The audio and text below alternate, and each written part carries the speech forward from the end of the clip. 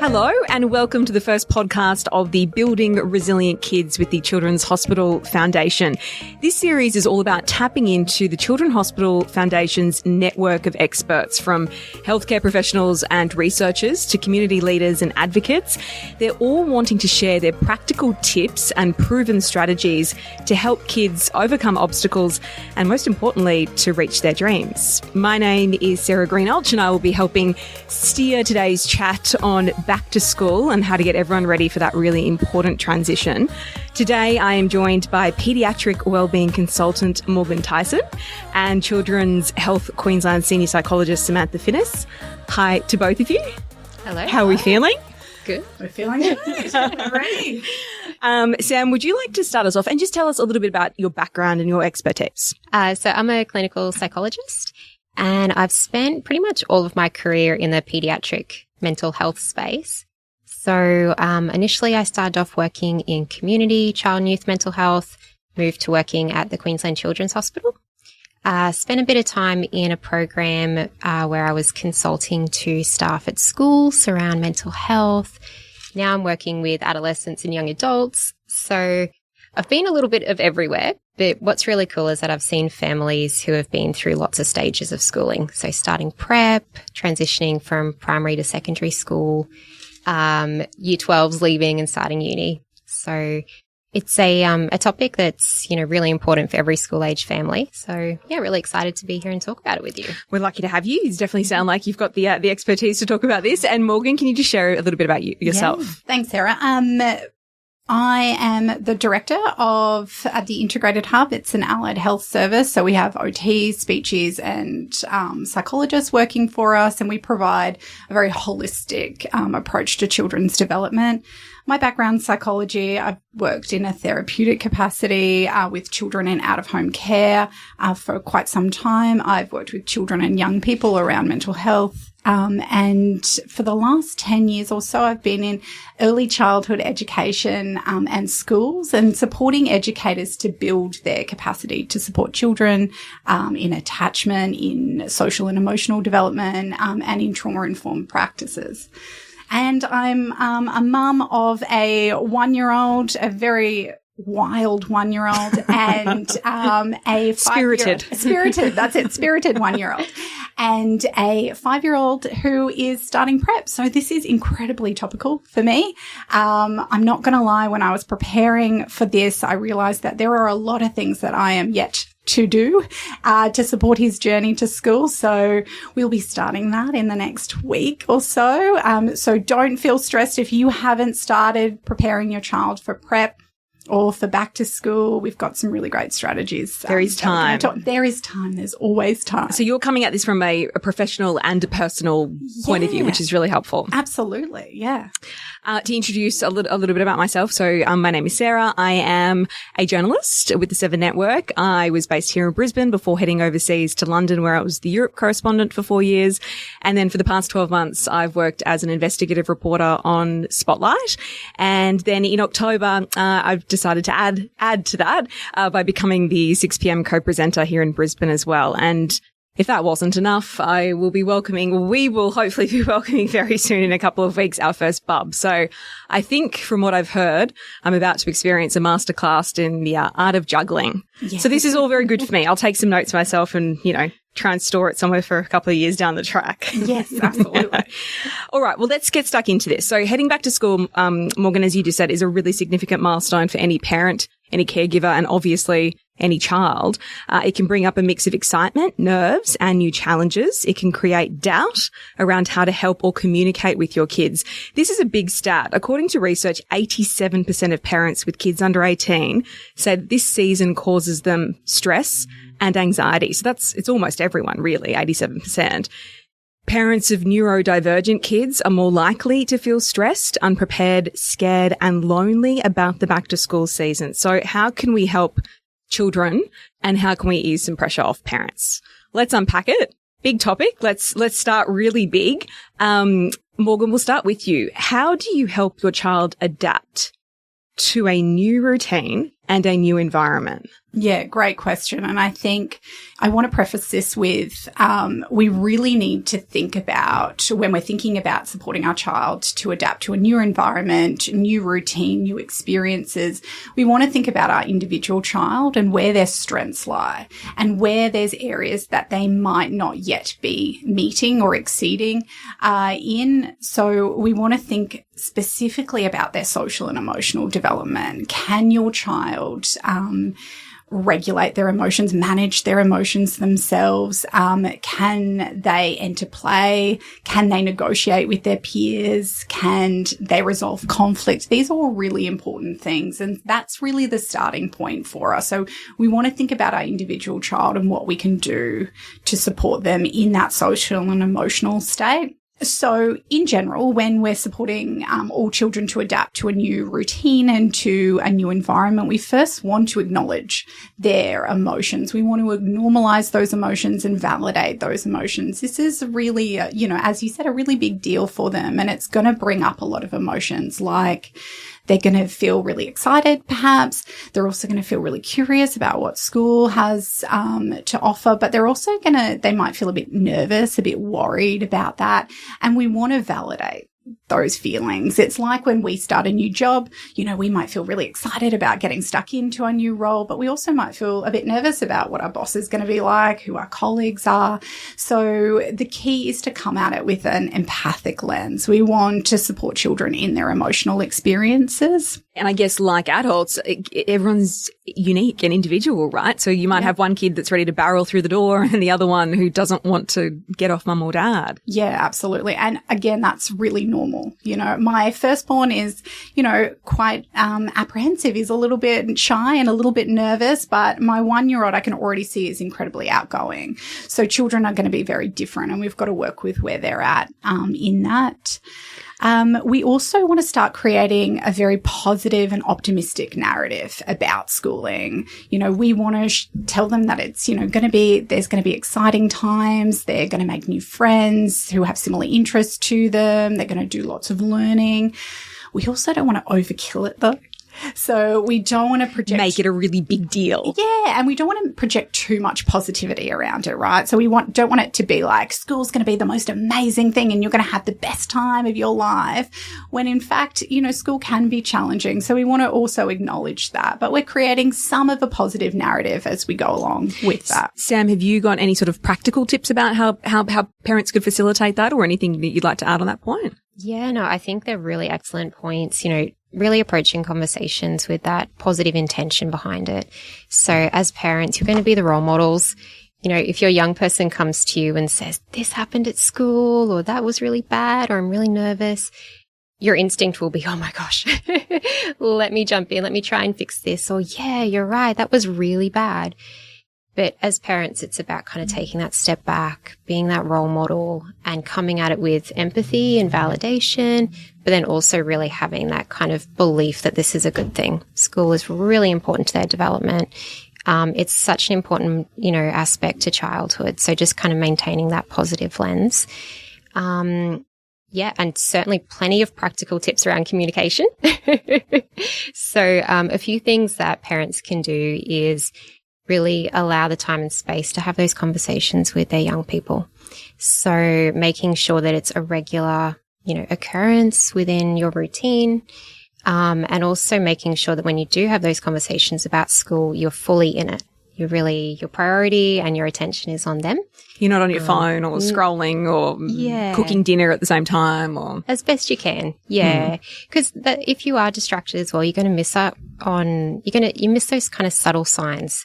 Your young person might be saying that they're okay, they're good. Their face might not be saying it. So if we're really in the moment, we can pick up on those little signs that, are you sure? That's great advice. And on that, I guess it's all about back to school, but when they're not at school, they are at home. So what couldn't parents be doing in the home environment to make that transition a bit smoother? Yeah, so you want to start setting up routines at home. You want your child to know what the routine is in the morning, what's expected of them in the morning, and then what's also expected of them in the afternoon. And you can use visuals to support that. So when we get home, we pop our bag away, we, go have a shower, we come back, we have dinner, we have a bit of time to play, we might do homework, we brush our teeth, we go to bed. So we really want children to know what is expected of them, know the routine. And when children do know the routine and they know it innately, there's a sense of comfort in that and a sense of safety and predictability for children. So we want things to be as predictable as possible. And visuals can support that. So you can have visuals, on your fridge, on the wall, pictures of what, is expected of them or what's part of the routine. When there might be a change to the routine, there's a different, image. We've got soccer in the afternoon, for instance. And again, this is just going to give children that comfort that they need because there's so much changes happening in their life, I should say. I want to come back to also, we want to prepare children by familiarizing them with the school routine, with, again, the set of expectations that the school's going to have of them. So you can talk to your children now about, what does the school day look like? This is especially important if you've got a child starting prep, starting high school, something that's a bit different, a new school.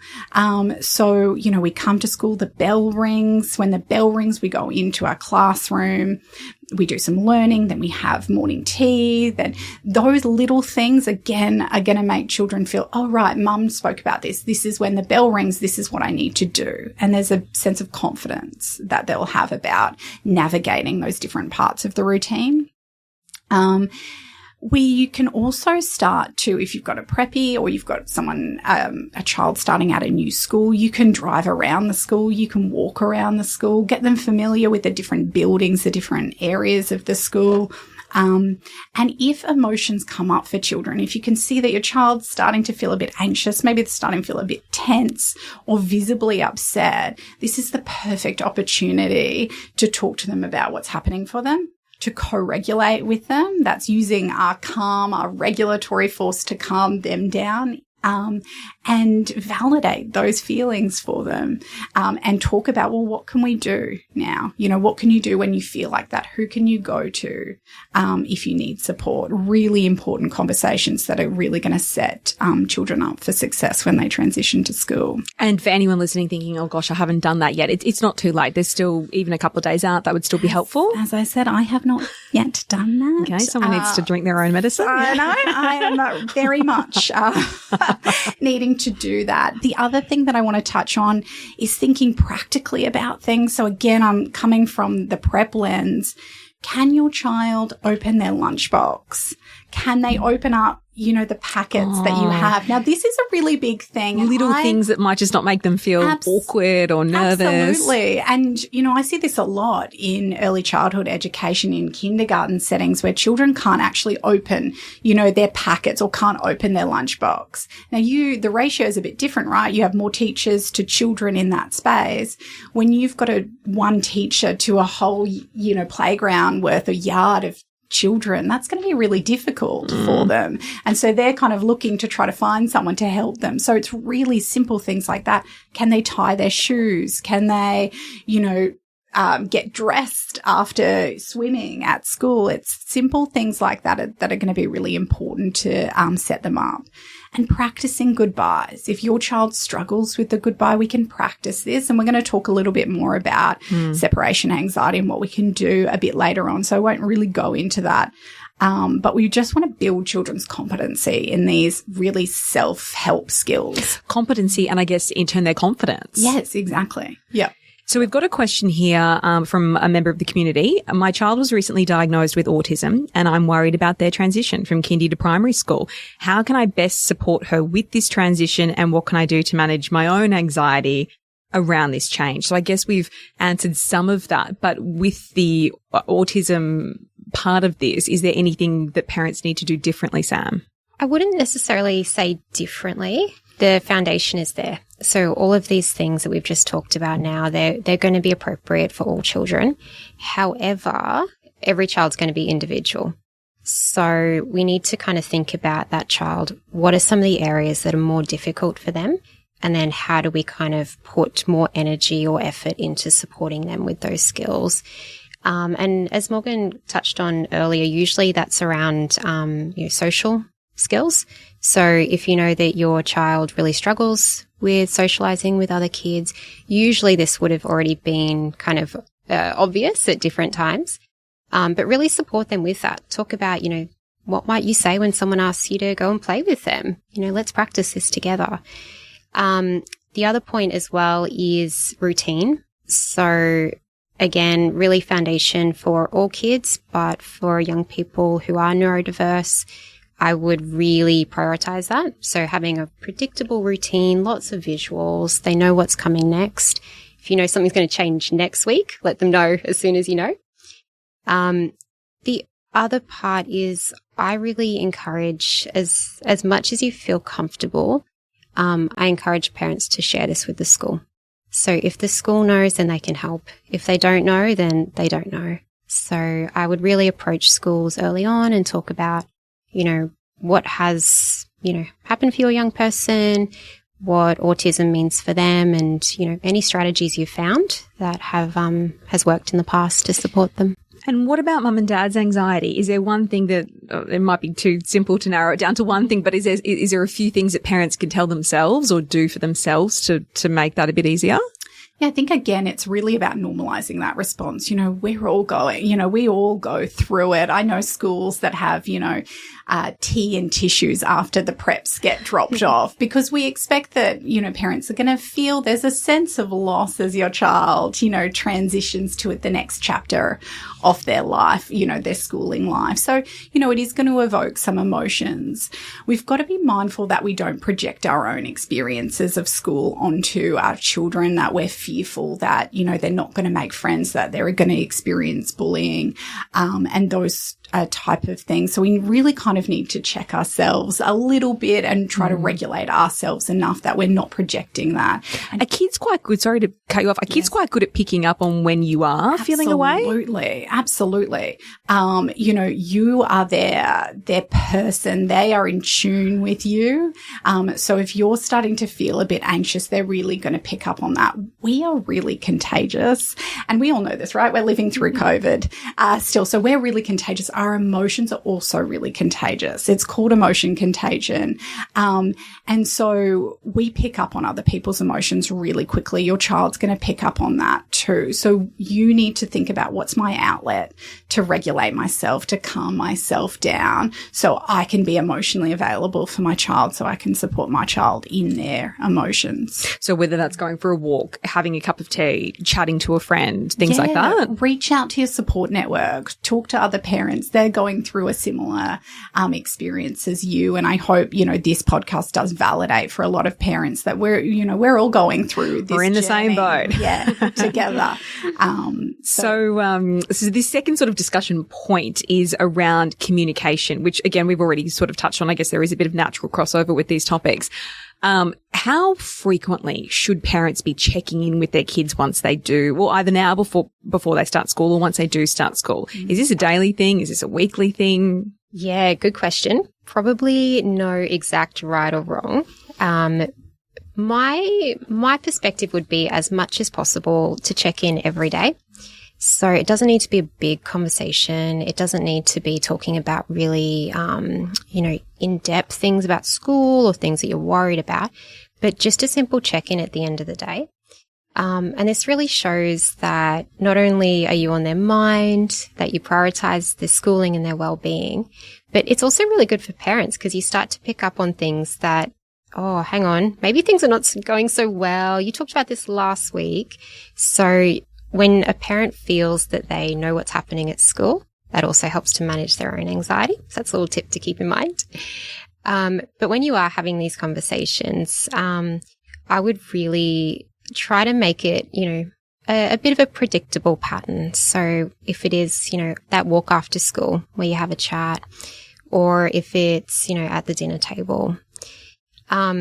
I do have one tip which I hope parents will find helpful. often when you do ask your young person, oh, how was school today? Or how was your day? You'll get a few different responses. Good, bad, I don't know, maybe a grunt. Yeah. Closed question. Yeah. So just kind of trying to narrow it, down to something a bit more specific. So, and keep it interesting and fun. So maybe one day it's around like, who did you sit with at lunch today? Or, what was one interesting thing you learned?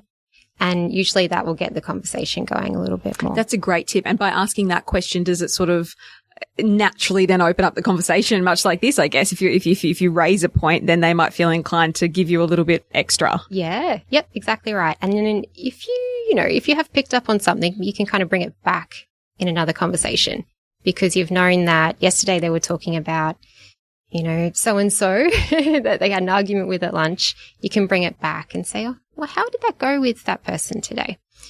So again, that just shows that, you're keeping them in mind. You're thinking about them. Morgan, any advice on that? Yeah, I think Sam covered that really well. I think it is all about, open questions. It's about making it a habit to check in with your child. In the evenings, we do this thing at dinner time. We talk about a high, a low, and a buffalo, which is a bit of a surprise, a bit of a, something that was exciting during the day. And it's become so entrenched in our routine that it opens up those discussions. And that's what you want to do.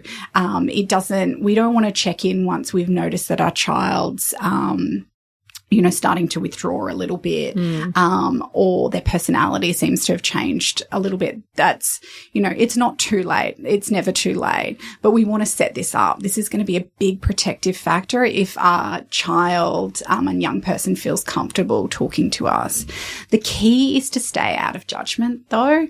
You want to sit, you want to use active listening, you want to allow them some space and the silence to really unpack what's happening for them. And we don't want to solve their problems for them. And I know that's really hard to do, right? We can hear it and we're like, oh, you just need to do blah, blah, blah. Yeah. We want to wait for them. So they need to figure it out. They need to figure it out on their own to an extent, right? But it's going to be more powerful if they come up with the solution themselves. They're going to be more likely to adopt it and take it on board if they've come up with the solution. Because I can give you all the strategies, but it might not be meaningful for you. It might not fit with, your values or what's happening for you. But if I ask you to start to think about it and to come up with a solution, it's going to be more meaningful. You're more likely to take it on board and follow through with it. And that's what we want for our children. So on that point, how long then, if you've noticed there is something going on, you're trying to let them figure it out, then you might sort of subtly start to push them in the right direction. Yeah. How long would you wait, or would you consider waiting until you escalate it to a stage with the teacher or someone at the school? Yeah. If I was to do that, I'd always do it in consultation with your child. If I was going to go to the school and talk to them about, say it's an issue around bullying, I'd always let my child know that that's what I'm going to do. We don't want to break that sense of trust with them. We really want to take them on board in this journey of trying to resolve what's happening for them. I think that's really important. I think in terms of reaching out for additional support, Sam, feel free to jump in. I'd be looking at, is there any change in their day-to-day functioning are they more withdrawn?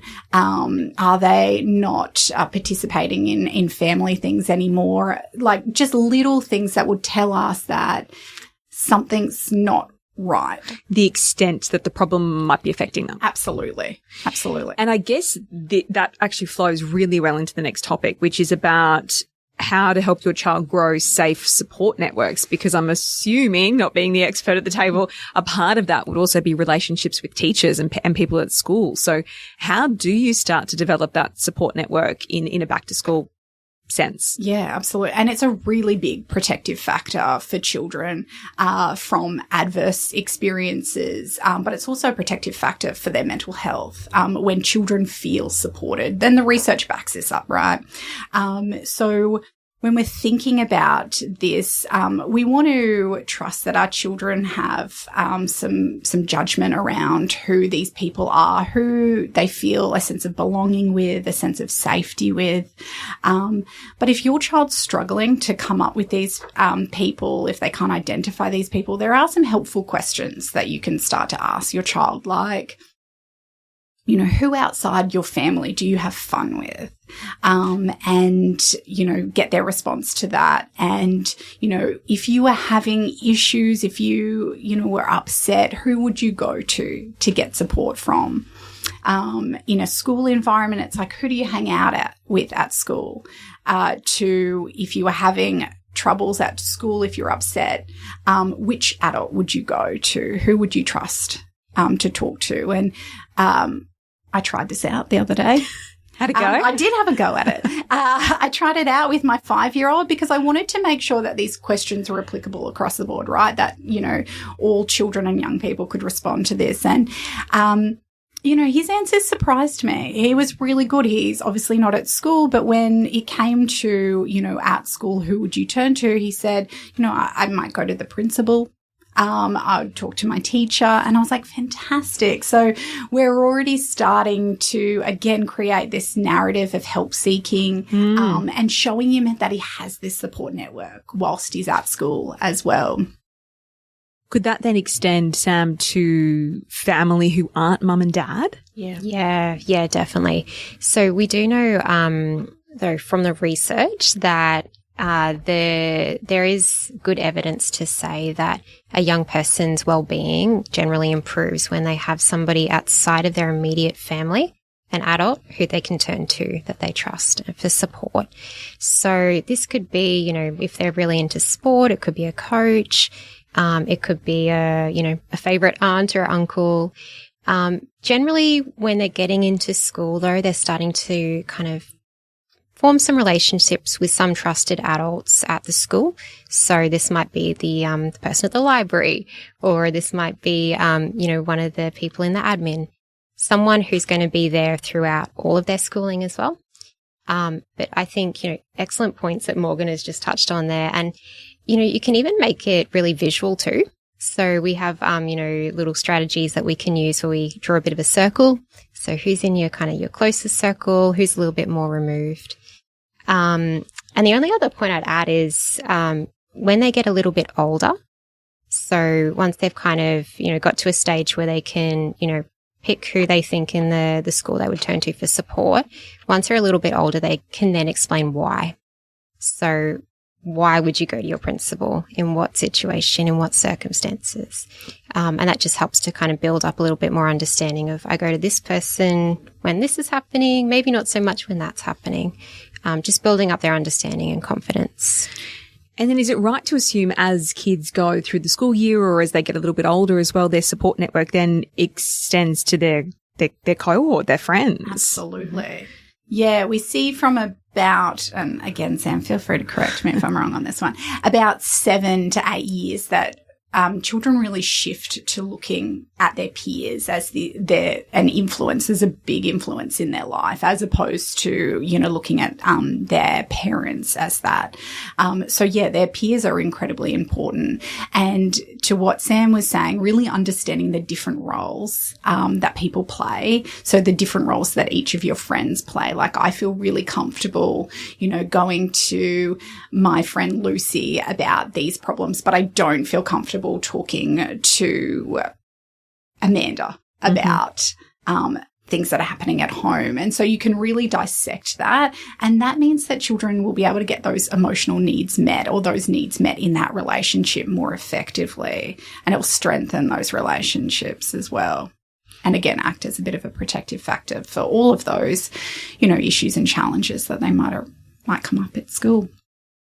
As they get slightly older as well, I guess these days not even that much older, social media has become such a huge factor. Parents are understandably concerned about it. There's a question from the community here that my child is coming to the age where using social media platforms like Instagram and Snapchat are popular among her peers. So there starts to become that peer pressure. Apart from using parental control apps or supervised accounts, is there anything I can do to help keep her safe online? So I'll throw this to you guys first. Morgan? Yeah. So I know that you can talk to this a little bit more, Sarah, but I think primarily it is really around your relationship with your child and opening that dialogue around online wellbeing and online safety. And I'm not just talking about talking to your child about the concerns that they have online. I'm also just talking about online wellbeing in general. And when you have that avenue, when again you can adopt some of those strategies like active listening, staying out of judgment, allowing children the space to talk about what's happening for them, I think that's going to be really important in getting a better understanding about what's happening in that space for them online. Look, it is a really hard space, and you know we didn't grow up with that level of access to social media and these different platforms, so we're all learning how to navigate it, and there's some really great resources out there.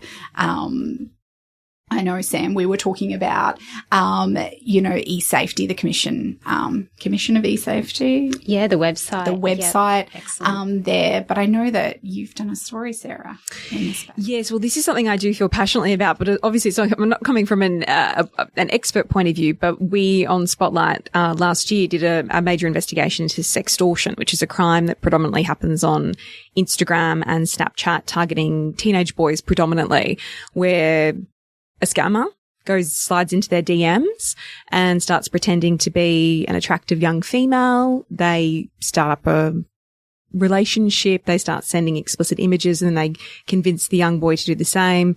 He complies, and then it becomes blackmail, and then it's ended up in the most tragic of circumstances with young boys taking their lives. And as a part of doing this investigation, we went over to Nigeria. We spoke to scammers. We chased down Meta executives who are pretty hard to talk to. And we really got an understanding of the fact that the parents whose kids this has happened to, they had open conversations with their children. They'd spoken to them about the risks and the dangers, but the shame and the embarrassment was so overwhelming that they still couldn't handle it. So I think obviously there's a lot working in the media. We're talking about it almost daily at the moment, with the government coming up with all sorts of, proposals and legislation about banning it for under 16s. I think that's a whole nother topic. But, the one thing I wanted to tell anyone who's listening who is particularly worried about social media is there's a great resource called Scrolling to Death. It's another podcast. So scrolling and then the letter to death. She's a woman called Nikki. She's a child safety advocate in the US, and she breaks this down in such wonderfully simple terms. Basically, her main advice is to not let them on there. That's probably the only way you can really protect your kids these days, because the platforms themselves don't care. But with such peer pressure, and you guys would know this better, I think it's such a tricky one for parents to navigate. It is so hard. And, there's obviously reasons for and against banning social media. And, of course, there's, aspects to it which can lead to, tragedies like that. But it's also really important to recognize that it's a way of connecting together as well. Like, this is the way that friendships are built now. This is, conversations that go from happening at school to then happening later on social media and into the weekend and into the school holidays. So, it's about, as parents, as best as you can, kind of thinking creatively about how do we keep those friendships and relationships happening outside of school and avoiding it on social media. I can't say I have the perfect answer to that or a miracle answer. But it's just also recognizing that there is, some kind of positives in it, and how do you kind of be creative in creating those relationships outside of social media? Trying to set up lunch dates or activities on the weekend or extracurricular stuff. Right. Yeah. Oh, it's a tricky one. Yep. Baby, I hope social media doesn't exist by the time you're old enough to be asking for it. Moving on to this final discussion point, it's around separation anxiety and school refusal. Sam, are these two things one and the same, or are they different? Yes, very good question. Very big answer. So, no. So school refusal can be related to many different things. Separation anxiety in general is one factor that contributes to school refusal. But we also know that often it's actually secondary to other things going on as well. So some of the things that can contribute to school attendance problems is, if your young person doesn't feel like they're a part of the school community, if they don't feel like they have friends, maybe they are actually, being bullied as well by peers. We know that young people who struggle in the classroom academically, maybe they've got learning difficulties, for instance, they find it a lot harder to attend school regularly. There's also, reasons at home that can contribute to school attendance problems. So if there's something really stressful happening in the family, or maybe it is a new baby coming into the family too, that can be a reason why kids don't want to go to school. Sometimes it's more problematic. Maybe it's gaming, for instance. That's, a reason to stay at home and not go to school. And separation anxiety, it is one contributing factor. It is common though, especially, in prep or year one. Usually there's signs of separation anxiety earlier on, kindy or daycare. But the good news is that often it does ease and resolve over the first few weeks. Morgan, what are the signs in older children? I guess with young kiddies, it'd be pretty obvious if they're, crying, not wanting to leave your side, grasping on. How does that change then as they get older? What are the subtle cues that you need to look out for as kids are less inclined to show you how they're feeling? Yeah, so we see somatic symptoms, and these are like physiological symptoms to, stomach aches, to headaches. So, these children are experiencing these real symptoms because they don't want to go to school, because they're scared of separating from their parent. And what I'd really encourage parents is not to dismiss those. They're really experiencing, this stomach ache, the headache, feeling under the weather. So we really want to support children in that. And what we have to do is really find out what that core is. What is the trigger to that? And that's kind of what Sam was saying before. Is it that there's bullying happening? Do they not feel included? Are they not getting on with their teacher? Are they struggling academically? Do they have learning difficulties? When we can find that cause to it, we can start to provide some wraparound supports. And again, this really emphasizes the point of creating those partnerships with schools, with teachers. Don't wait until your child is experiencing, this anxiety or this school refusal to start talking to your teacher and building that relationship. You want to do it from day dot. You don't want to have to come to them later on and say, I know now my child doesn't want to come to school. Right. So if you're sensing even now that your little one is having a little bit of hesitation or reservation about going to school, it's better saying, hey, teacher, heads up. Yeah. We're not totally happy or confident about coming next week, and having those conversations now. Yeah, absolutely. I mean, creating that channel, that pathway, that communication pathway is going to be so important, because that teacher's better set up to support your child with that. Younger children, if you've got a child who's struggling with a bit of separation anxiety, you're not just going to put them at the, colouring in table or leave them in the playground. You're going to want to give them to another adult who is emotionally available, who can comfort and reassure them. And another adult, I'm talking about the teacher, right? Or teacher's aide or principal or whoever is there. So you want to transfer the attachment over to the teacher there, and they can support your child through that journey as well. But again, it's about having those conversations, being really open about, if things are changing at home that might be causing your child to feel a bit anxious or refuse to come. Start that dialogue now. And if it gets to the point where you can tell your child is suffering from crippling anxiety, they just do not want to go to school, they've got these headaches or their stomach aches daily, or you can see, that things aren't right, what is the best pathway? Yeah, look, once it gets to that point, that's really when we want to kind of think about getting some support from a professional, so a mental health clinician. There's lots of things that parents can do when it's a little bit earlier on. But once it gets to, the stage where it is crippling, it's really impacting on their day-to-day life. Their functioning is impaired. They're quite distressed. Act sooner rather than later. First step can be reaching out to your GP, asking for some advice, some recommendations on clinicians that, could support you and your family with managing this anxiety. But what I would recommend is act as soon as possible. We know that anxiety takes on a life of its own. Once it gets started, it just keeps going until somebody supports a change. Sam covered that very well. Try to remain calm as a parent. Yeah, absolutely. Again, I think it's really looking at your emotional response and regulating yourself so you can be that regulatory force for your child is so incredibly important in these moments. But I think, reaching out for support early on. And we know that there are wait lists to see, psychologists, other mental health clinicians.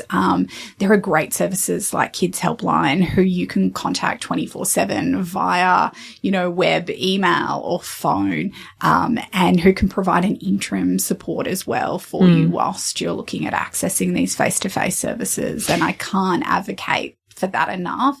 And even doing it beforehand. I was a counsellor at Kids Helpline. I had a 5-year-old call me and the mum was on the line as well. And the mum was like, I'm just calling so, my son knows that he can call you if he's having any issues at all. And I was like, absolutely, you can call. That's fantastic. I loved it. And it's just so proactive. It's proactive and it's setting up this support network that this child can have. It's an alternative person that they can talk to, which was, makes our day, when I was a counsellor at Kids Helpline having these, young people call. Yeah, the cut through. That's amazing. Yeah. So as parents are scrambling around in the next couple of days, going to Big W or wherever, with their back to school list, in addition to all of the, pencil cases and lunch boxes, gosh, I'm not the one who should be talking about this yet because I'm not really sure what else you need. But I was hoping that you're going to tell me something that I haven't got yet. Come on, Morgan. What's the list?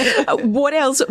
What are the extra 3 things that they should be adding onto that list to be doing from like an emotional wellness perspective, in addition to all of the stuff? All the stuff. Great. Yes, I would be talking to your child about school in general, talking about the emotions that can come up, talking about, little things about how to enter play. Think about your child again, like I said at the start, and where they might be struggling. And think about what you need to build that particular skill for that child. So if they're struggling with social skills around entering play, negotiating, I'm going to be getting down on the ground and we're going to role play it, with their toys. I'm going to get opportunities or provide them with opportunities to practice that in the playground, at the park. That I think is the key, is just getting our children feeling emotionally regulated and socially competent to be able to hit the ground running when school starts. So lots of talking. Sam, point 2.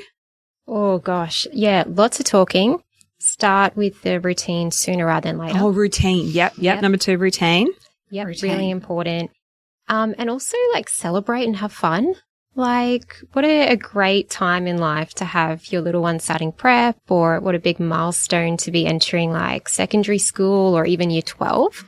There's going to be, moments that are really daunting and stressful, but it's also such a really special time in life. So celebrate, with them, celebrate, with the family, celebrate, when they've gone to school and you catch up with the other parents as well. But just also remember that it is fun. And there's good aspects to it too. Excellent. Well, I think fun is a great way to round out the conversation today. Sam and Morgan, thank you both so much for being a part of this. Hopefully everyone listening has gotten at least one little nugget out of it, whether it's teaching your kids how to open their tiny Teddy's packet or tying up their shoelaces. And good luck. Good luck with the school year to all the parents out there and to the kids as well.